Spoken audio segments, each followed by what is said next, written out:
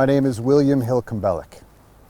If you recognize my name, it's because it has been on the same store on Main Street since 1888. For 130 years, I or a member of my family have owned and maintained that store, selling men's clothing, haberdashery, and other sundry items. My son Bert took over the store for me when I retired in 1910.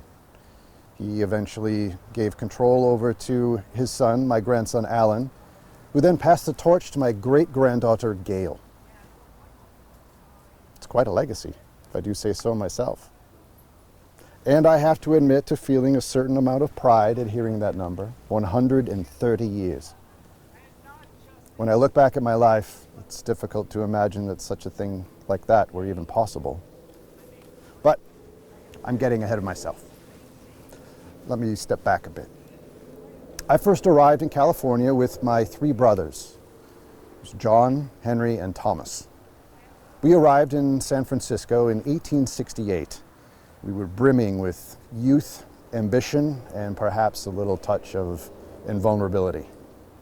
Now, I was but 15 years old. We were all from Cornwall, but we hadn't any money because, you see, San Francisco wasn't our destination.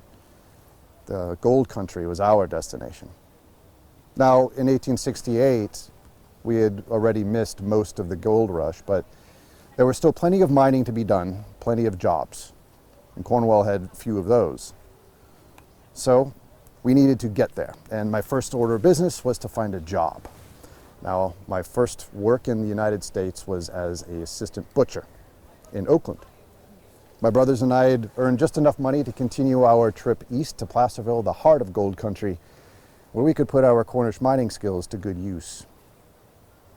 Now, we lived and worked in the area for 10 years, just living life until a tragedy struck in 1878.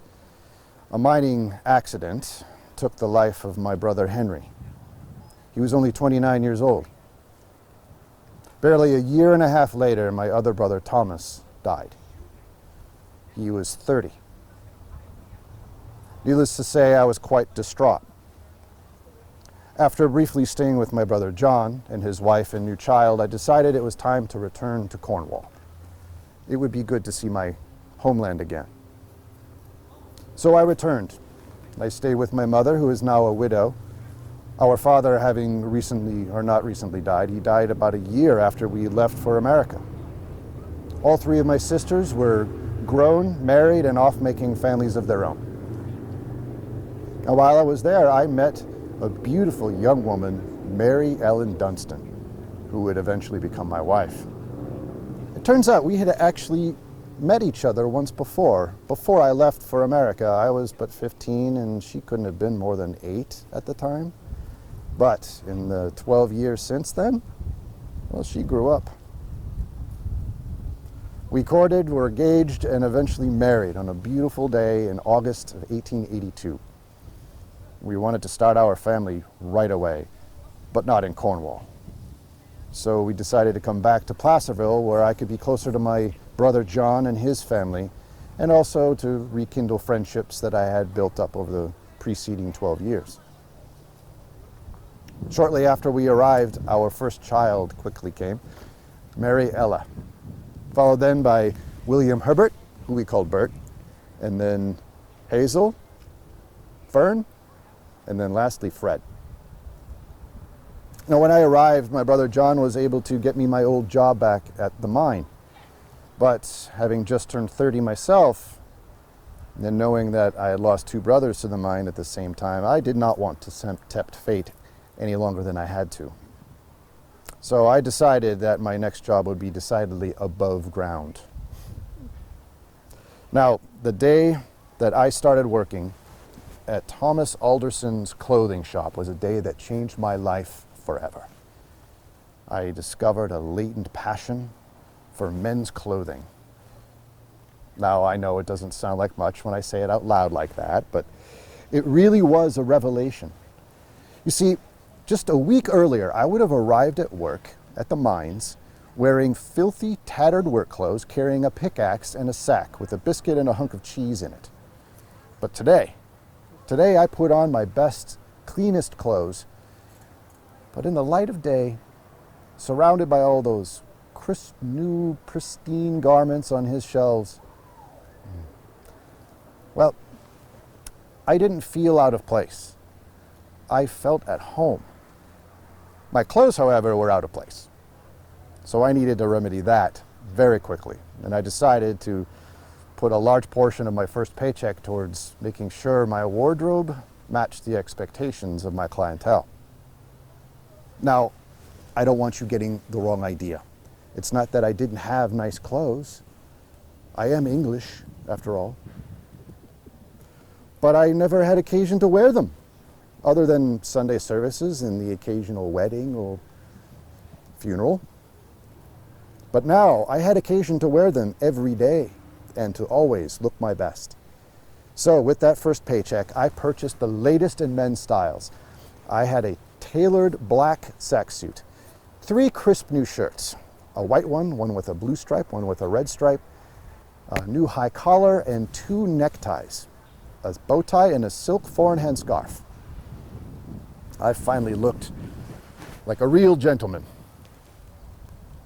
Well, his store was successful, and I was able to put away enough to eventually open a store of my own with my good friend, James Richards. Together, we opened Combellack and Richards, leading dealers in fine clothing for men and boys, furnishing goods, boots, and shoes.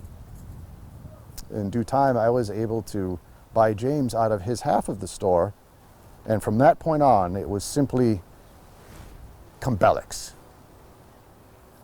Now, when I think back to that moment, seeing my name on that building all by itself, I couldn't believe it happened.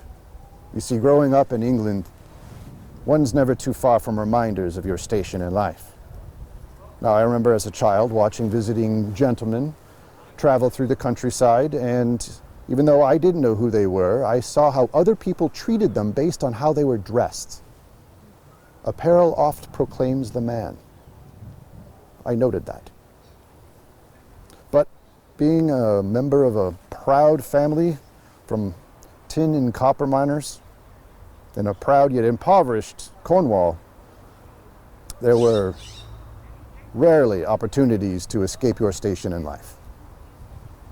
But in America, who you are is not dictated by what side of a river you were born on or who your grandparents were. In America, your status in society is based on what you achieve. And I had just achieved something that I thought impossible. So I was quite proud of that moment.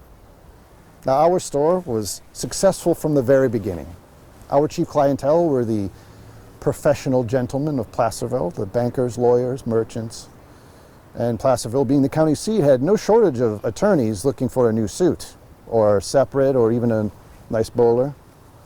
That is, when they weren't patronizing Molly Reynolds' shop. Now, building that store was not the only thing I was up to. I had also built a beautiful two-story Victorian home on Cedar Ravine, practically overlooking Main Street. I had a growing family, and they needed a place to grow to. Now, when I say I built the home, what I really mean is I had the home commissioned.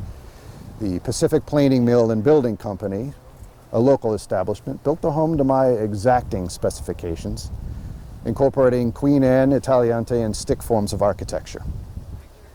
It was a fine home. Now, I knew how to work with my hands, and I had no shortage of carpentry skills myself, so when we moved in shortly after Fern was born in 1895, I added some embellishments of my own, including a porch on the north side of the house and some ornamental bracketry that matched the aesthetic style of the existing home. We lived in that home until I retired in 1910. When Bert took over the family store, he and his wife Jessie also took over the family home. In 1924, they sold the house to James Blair, and he and his family preserved the house for generations to come. I understand it's still there on Cedar Ravine, a remembrance of days gone by. Now, when I retired in 1910, Mary Ella, the children, and I moved to San Francisco, leaving the store in Bert's capable and steady hands. I spent the next nearly 20 years among my children and grandchildren, often traveling back to Placerville to visit Bert and his family, and maybe to keep up on the store. It was a wonderful, leisurely retirement, all thanks to men's clothing. I died suddenly in 1929. I had been ill for some time, but it's nothing that seemed fatal. In any event, I was conducted back here to Placerville and buried in this here Union Cemetery. My wife, Mary Ellen, followed me 27 years later. I had a blessed life, and I enjoy a legacy far exceeding anything that I deserved. Well, thank you for listening to my story. It's always a pleasure